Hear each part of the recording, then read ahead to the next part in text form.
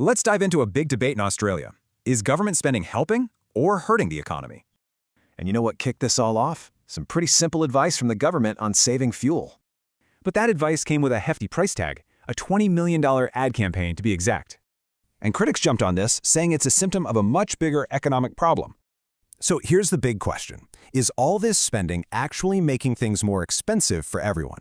Business leader Jerry Ryan puts it bluntly. He says it's a catch-22. The shadow treasurer says private confidence is tanked, so the government is using our money to prop things up.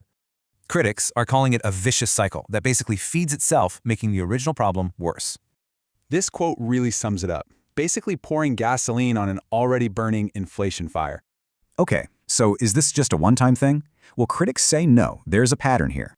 They're pointing to huge programs like the NDIS, aged care, and even child care.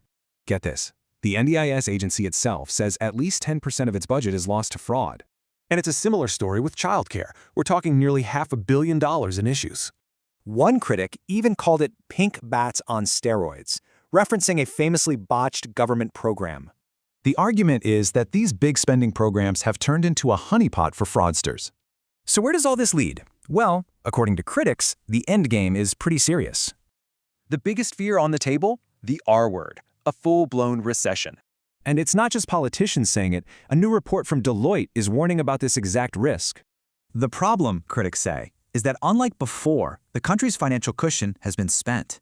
So the call from opponents is clear. It's time for some prudent and responsible economic management.